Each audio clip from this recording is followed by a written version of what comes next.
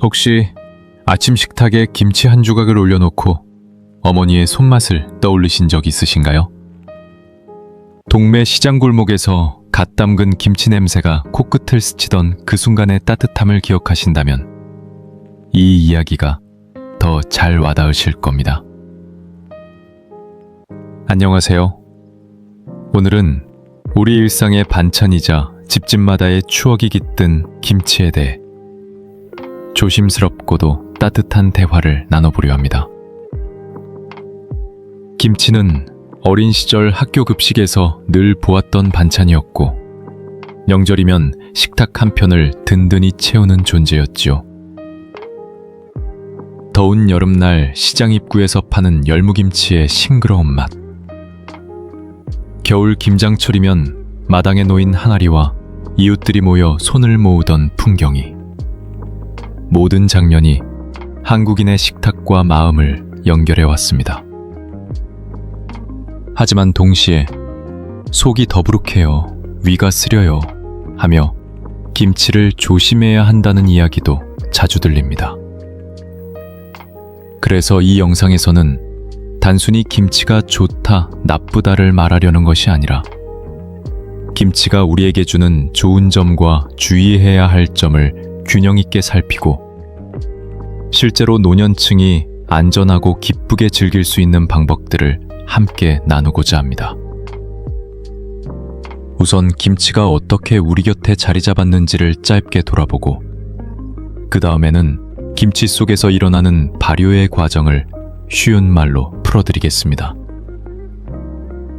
이어서 장 건강과 면역에 미치는 긍정적 영향과 반대로 위가 약하신 분들이 주의해야 할 신호들을 사례 중심으로 설명드리고 시장이나 슈퍼에서 좋은 김치를 고르는 요령과 집에서 오래 안전하게 보관하는 방법을 실용적으로 알려드릴게요. 마지막으로는 치아가 약한 어르신이나 약을 드시는 분들을 위한 부드러운 조리법과 저염 레시피까지 가족과 함께 나눌 수 있는 간단한 팁들로 마무리하겠습니다. 오늘의 대화는 병원 처방이나 의학적 진단을 대신하지 않지만 여러분이 평소 드시던 김치와 식탁의 균형을 다시 이제 첫 번째로 김치가 어떻게 지금의 모습으로 우리 식탁에 자리하게 되었는지, 그리고 그 속에 담긴 공동체의 기억과 계절의 지혜를 함께 살펴보겠습니다.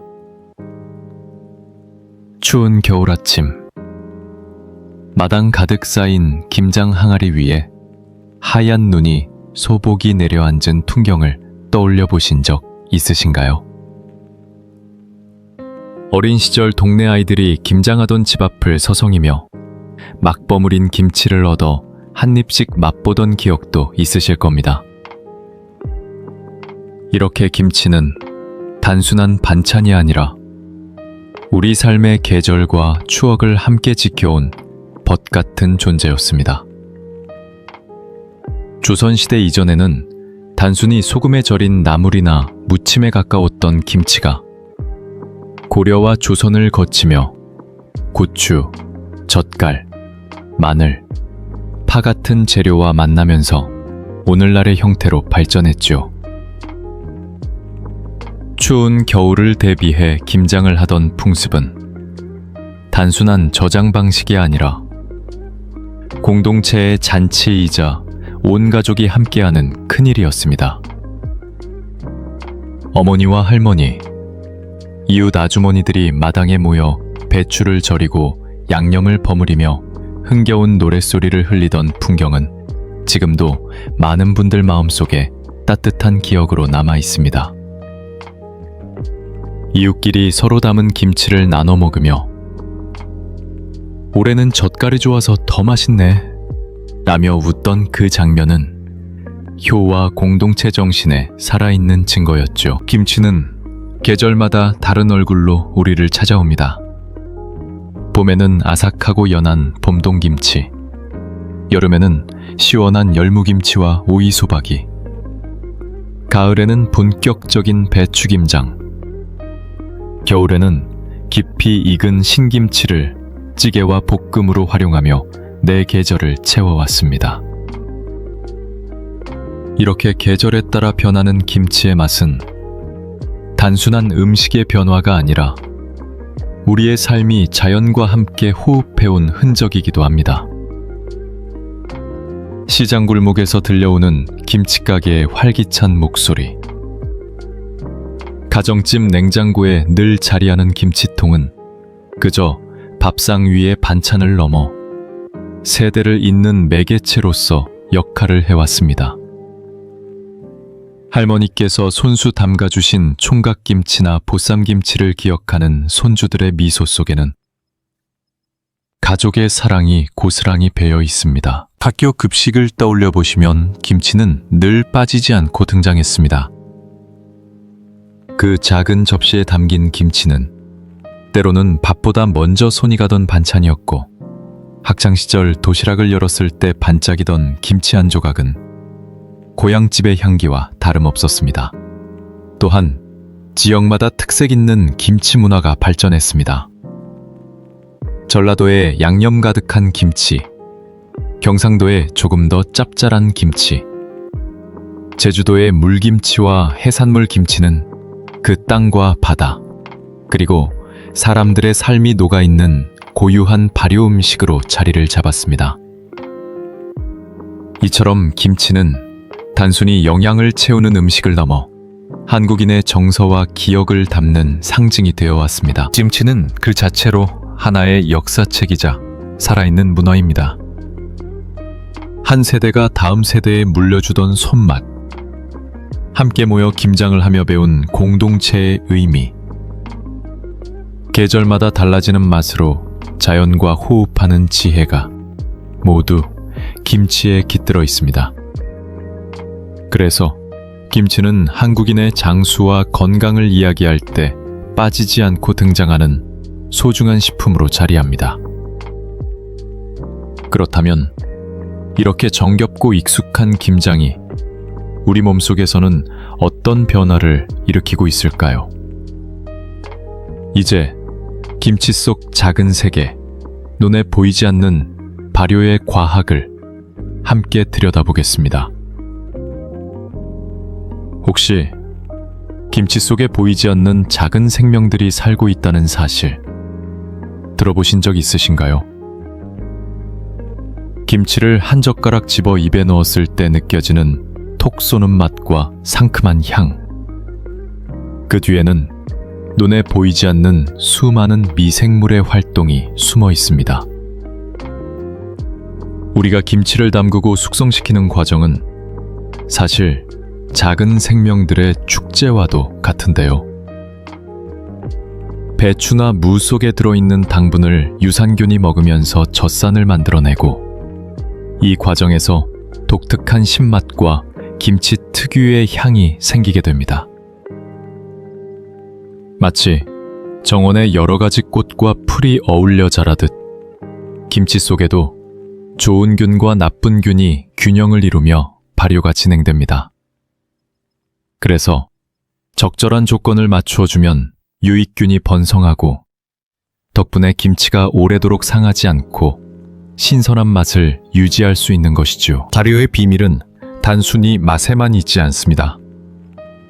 김치를 먹으면 장 속에서도 이 유산균들이 힘을 쓰기 시작합니다. 우리 장은 마치 긴 복도처럼 늘어선 방과 같고, 그 방 안에는 수십조 마리의 세균들이 함께 살고 있습니다. 이 중에는 몸에 좋은 균도 있고 몸을 힘들게 하는 균도 있는데, 나이가 들수록 좋은 균의 숫자는 점점 줄어들고 해로운 균들이 상대적으로 많아지기 쉽습니다. 그런데 김치를 꾸준히 섭취하면 유산균이 장 속으로 들어가 좋은 균들의 군대를 보강해주고 장내 환경을 보다 건강하게 지켜줄 수 있습니다. 변비가 잦거나 소화가 더딘 어르신들이 김치를 조금씩 꾸준히 먹었을 때 속이 한결 편안해졌다고 말씀하시는 것도 바로 이와 같은 원리 덕분입니다. 또한 발효 과정에서 비타민과 항산화 물질도 함께 늘어나는데, 덕분에 김치는 단순한 채소 반찬이 아니라 기능성 식품으로서의 가치도 갖게 됩니다.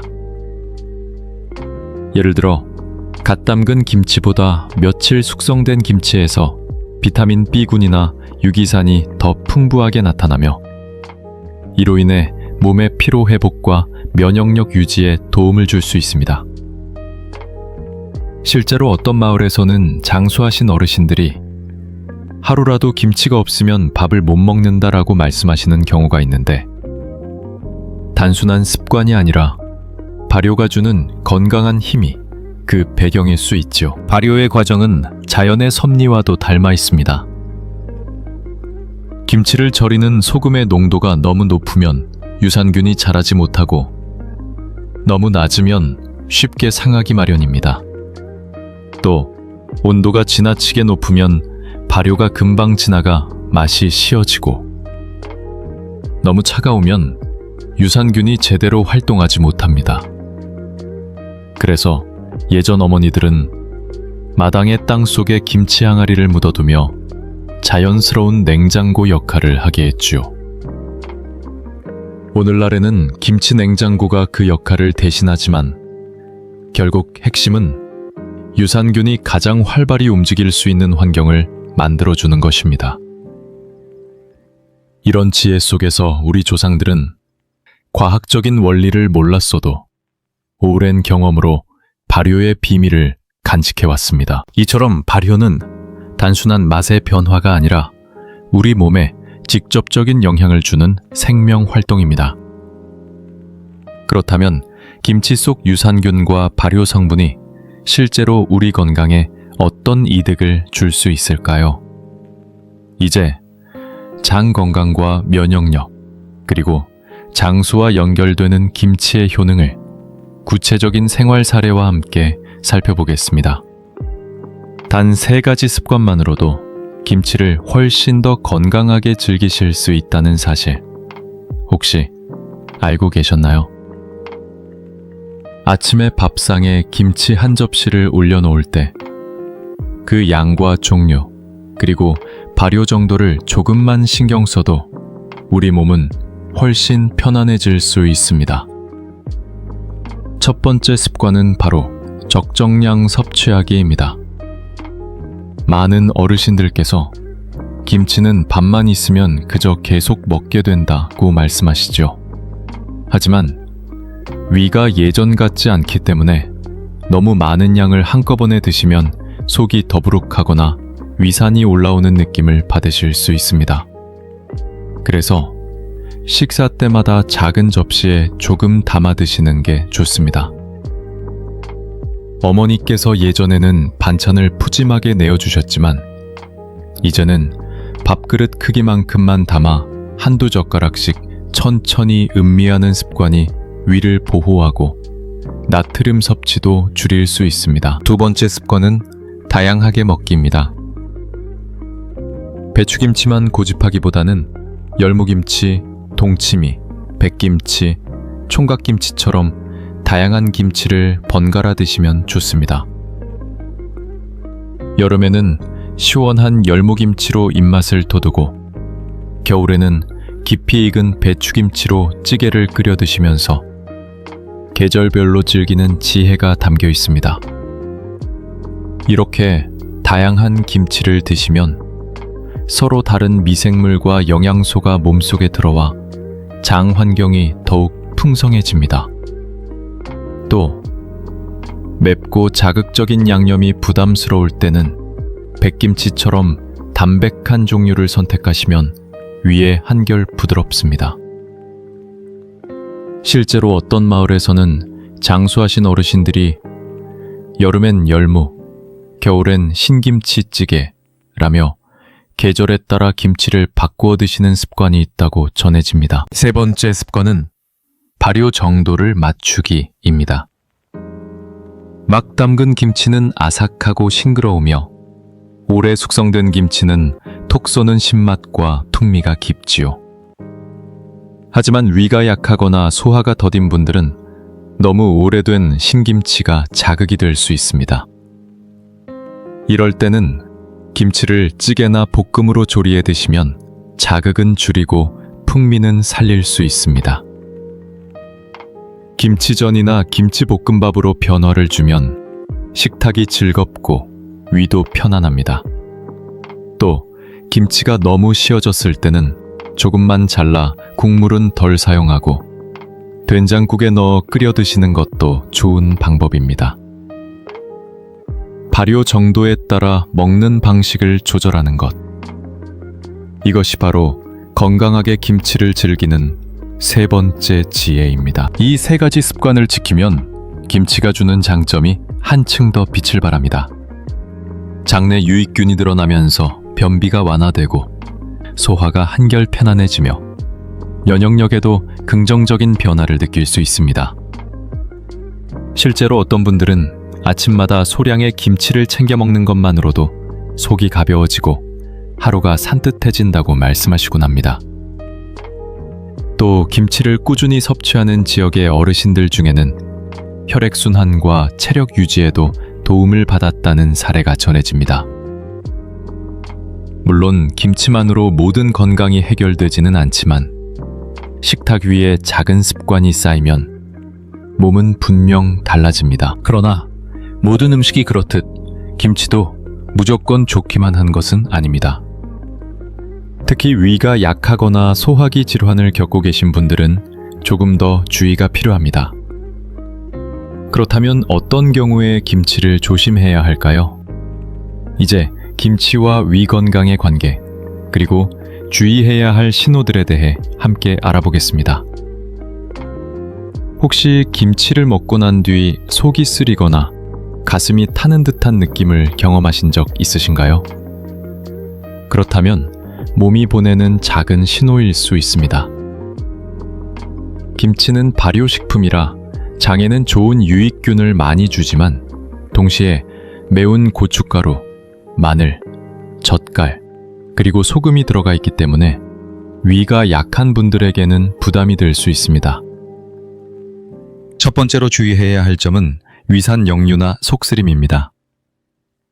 김치의 매운 양념과 발효 과정에서 생긴 산성 성분이 위벽을 자극해 식사 후에 위산이 올라오거나 가슴이 화끈거리는 증상이 나타날 수 있습니다.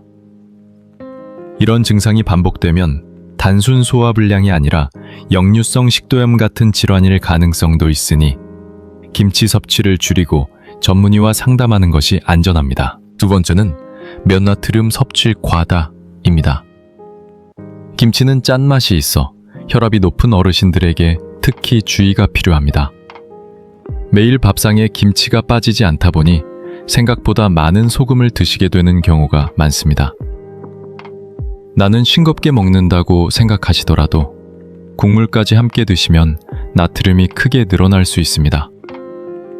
고혈압이나 신장질환이 있는 분들은 김치를 조금만 담아 국물은 되도록 남기는 습관이 필요합니다. 세 번째는 역치아와 소화력의 문제입니다.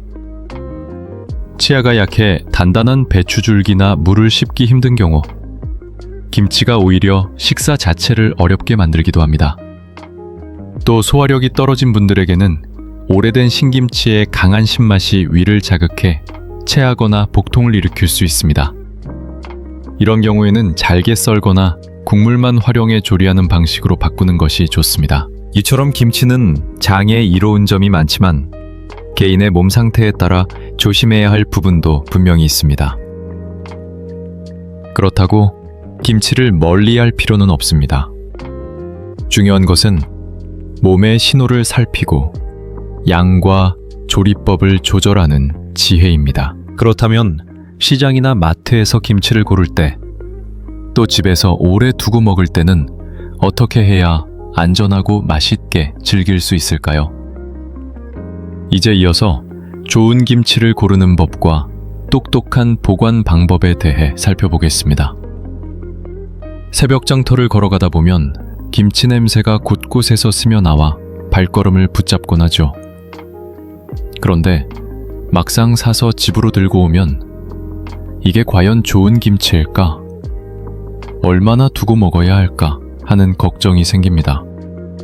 사실 김치를 고르고 보관하는 방법만 알아도 훨씬 안전하고 맛있게 드실 수 있습니다. 우선 김치를 고를 때는 색과 냄새를 잘 살펴보셔야 합니다. 갓 담근 김치는 배추잎이 선명하고 아삭한 초록빛을 띠며 붉은 양념이 고르게 배어 있어야 합니다. 지나치게 갈색을 띠거나 불쾌한 냄새가 난다면 이미 발효가 과도하게 진행된 것이죠. 전통시장에서 할머니들이 작은 그릇에 덜어 맛보라고 내주는 김치를 한 입 베어 물면 그 자리에서 아삭한 소리와 시원한 맛이 느껴지는지 꼭 확인해 보세요. 그것이 바로 좋은 김치의 신호입니다. 다음은 보관법입니다. 예전에는 땅속에 커다란 항아리를 묻고 겨울김장을 보관했지만 요즘은 대부분 김치 냉장고를 쓰지요. 김치는 발효식품이라 일정한 온도에서 보관해야 제맛을 유지합니다. 0도에서 4도 사이가 가장 적당하며 너무 덥거나 춥게 하면 맛이 금세 변하거나 김치가 무르기 쉽습니다. 특히 김치통을 열고 닫을 때마다 산소가 들어가 발효가 빨리 진행되니 드실 만큼만 덜어 담아두는 습관이 좋습니다. 또 하나 기억할 점은 보관 기간입니다. 신선한 김치 맛을 좋아하신다면 2주 안에 드시는 것이 가장 좋고 신김치로 요리할 계획이라면 오래 두어도 괜찮습니다. 다만 위가 약한 분이라면 너무 오래 삭은 김치는 피하는 것이 좋습니다. 혹시 냉장고에 몇 달 된 김치가 있다면 그냥 먹기보다는 김치찌개나 김치전처럼 조리해서 드시는 게 훨씬 안전합니다. 마지막으로 요즘은 저염 김치나 특별 기능성 김치도 많습니다. 혈압이나 위 건강이 걱정되신다면 나트륨을 줄인 김치를 선택하는 것도 좋은 방법입니다. 시장이나 마트에서 판매자가 이건 저염으로 담근 거예요 하고 권할 때 관심 있게 살펴보시면 내 몸에 맞는 김치를 더 쉽게 찾을 수 있습니다. 결국 김치의 가치는 어떻게 먹느냐에 달려 있습니다.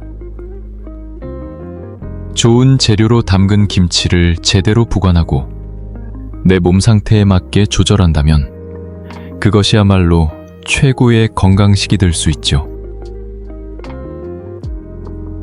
이제 다음으로는 이렇게 보관한 김치를 활용해 우리 몸에 도움이 되는 다양한 요리 방법과 생활 속 응용법을 함께 살펴보겠습니다. 혹시 냉장고에 넣어둔 김치가 너무 쉬어져서 이걸 어떻게 하지? 하고 고민하신 적 있으신가요?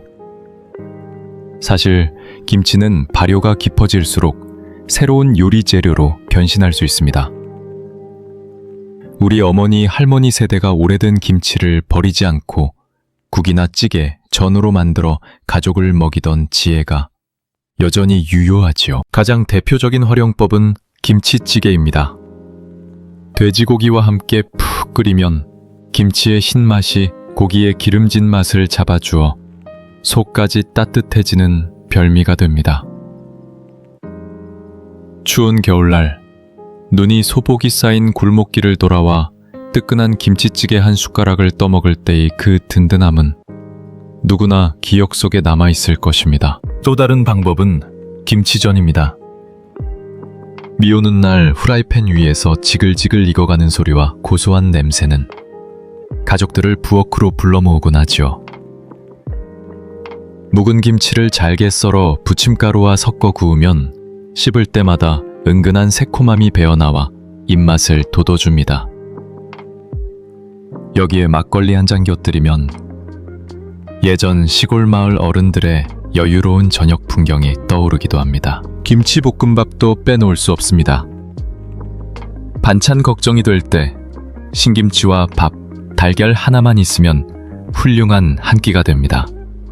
볶을 때 참기름을 살짝 두르면 향이 더욱 살아나고 남은 재료를 소중히 쓰는 알뜰한 지혜도 느낄 수 있지요. 이처럼 김치는 단순히 밑반찬이 아니라 다양한 요리에 활용할 수 있는 보물 상자와도 같습니다. 특히 위가 약하신 분들은 김치를 날로 먹기보다는 이렇게 조리해서 드시면 훨씬 부담이 덜하고 소화도 잘 됩니다.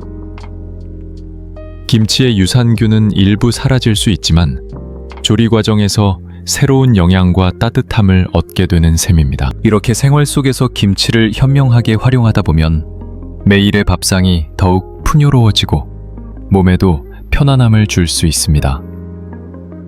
그렇다면 마지막으로 우리가 앞으로 김치를 대할 때 어떤 마음가짐과 균형이 필요할까요? 이어서 김치와 건강의 지혜로운 균형법에 대해 함께 생각해 보겠습니다. 이른 새벽, 시장 골목에서 들려오는 상인들의 목소리와 갓 담근 김치의 알싸한 냄새, 그리고 저녁 밥상에 빠지지 않는 하얀 쌀밥과 김치 한 조각. 이렇게 평생을 함께해온 김치는 분명 우리 삶의 일부이자 건강의 친구입니다. 하지만 오늘 이야기에서 나눈 것처럼 김치는 몸을 이롭게도 하지만 때로는 속을 불편하게 만들 수도 있죠. 발효가 주는 유익한 균과 장 건강, 식탁의 따뜻한 풍경은 우리가 김치를 사랑하는 이유이고 위산 역류나 나트륨 과다 같은 부담은 조심해야 할 부분이었습니다. 결국 중요한 것은 내 몸의 상태를 살피면서 적당한 양과 올바른 방법으로 김치를 즐기는 지혜입니다. 싱싱한 김치를 고르는 눈, 알맞게 보관하는 습관, 그리고 묵은 김치를 맛있는 요리로 재탄생시키는 생활의 지혜가 어우러질 때 김치는 진정한 장수 음식이 될 수 있습니다. 여러분께서도 오늘 들으신 내용을 일상 속에서 한 가지씩 실천해 보시면 좋겠습니다. 오늘 이야기가 도움이 되셨다면 좋아요와 구독을 부탁드립니다. 가족이나 지인과 이 영상을 공유해 주시면 더 많은 분들이 함께 건강을 지킬 수 있습니다. 또 여러분의 김치와 건강에 관한 경험을 댓글로 남겨주시면 다음 영상을 준비하는데 큰 힘이 됩니다. 앞으로도 따뜻한 마음으로 여러분 곁을 지켜드리겠습니다.